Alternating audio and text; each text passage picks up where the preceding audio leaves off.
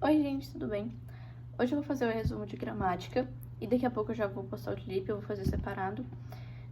Enfim, a gente começa aqui o primeiro conteúdo de gramática, é a formação do imperativo, que eu já vou explicar.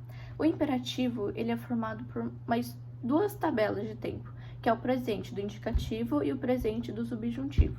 E como que ele é formado? Eu, montei uma tabelinha aqui no livro e eu vou mostrar pra vocês.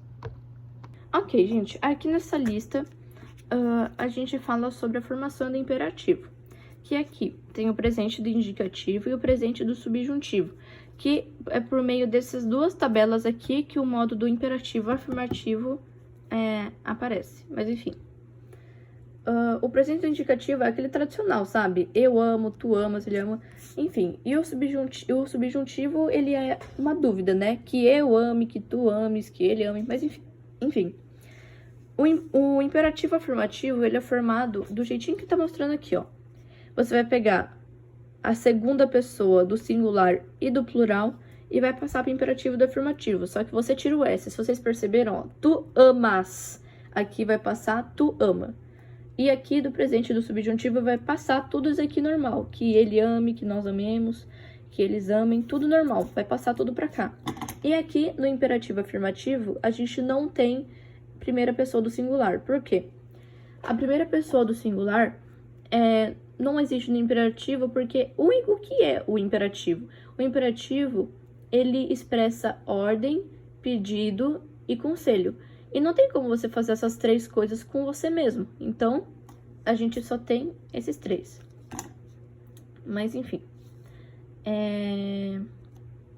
Essa aqui é a formação do imperativo.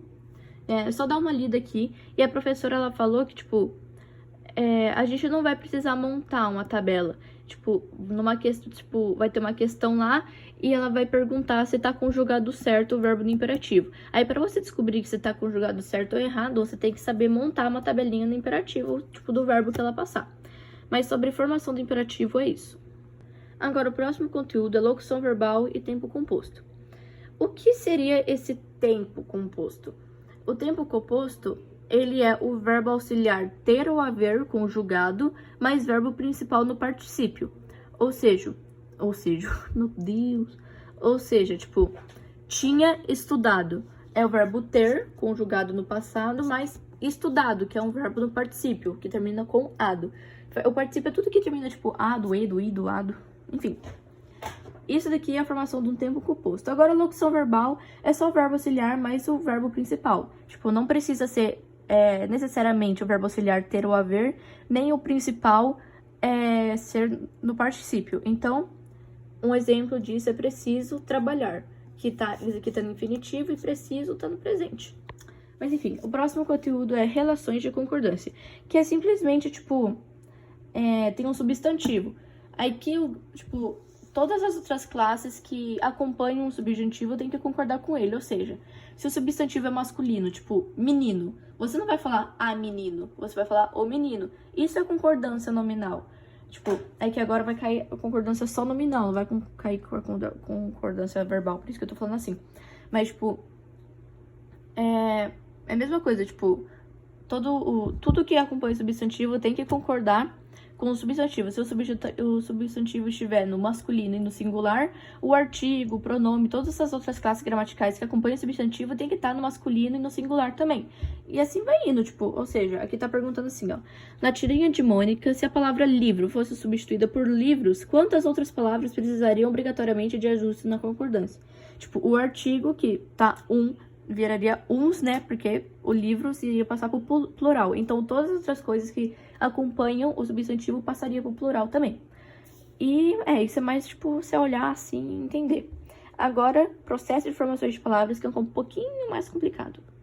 Aqui a professora pediu para a gente prestar atenção sobre as palavras derivadas que se classificam como prefixal mais sufixal e parasintética. O que seria prefixal mais sufixal?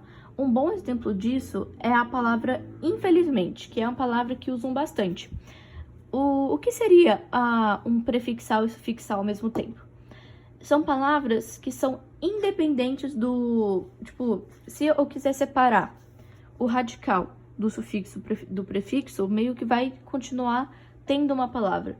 Igual, o prefixal e o sufixal, ele é formado por um prefixo, um radical e um sufixal. Se eu deixar só o prefixo e o radical, ainda vai ter uma palavra. E se eu tirar o prefixo e colocar só o radical e o sufixo, ainda vai ter uma palavra. Por isso que fala independente. Porque mesmo você tirando uma palavra, vai continuar tirando um sufixo, um prefixo, vai continuar tendo uma palavra. Mas enfim, um exemplo disso é infelizmente, que feliz é o radical, in é o prefixo e mente é o sufixo. Se eu tirar o sufixo mente, ainda vai ter uma palavra, que vai ser infeliz. E se eu tirar o prefixo in, ainda vai ter outra palavra, que é felizmente. Por isso que tem uma diferença entre parassintética e prefixal e sufixal. Que parassintética ela é dependente, se você tirar o prefixo ou o sufixo, tipo, não vai ter uma palavra, mas, tipo, se você tirar o prefixo ou o sufixo do prefixal ou sufixal, ainda vai ter uma palavra. Parassintética, um exemplo disso é anoitecer. Se eu tirar o prefixo a, vai ficar anoitecer. Não existe isso, existe anoitecer. Anoitecer, não. E se eu tirar o sufixo ser, vai ficar à noite. A noite até existe, só que a noite é separado. Mas, enfim.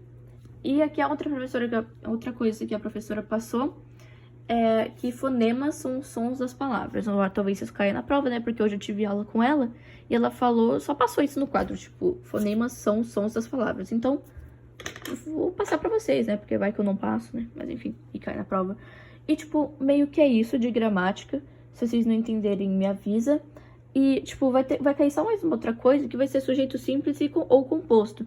Tipo, vai perguntar assim, eu acho, né? Vai perguntar. Tipo, Clara e Bruna estão jantando. Aí, tipo, vai perguntar, esse sujeito, ele é simples ou composto? Por ser Clara e Bruna, Clara e Bruna é composto, porque é formado por dois substantivos. Agora, se fosse as meninas,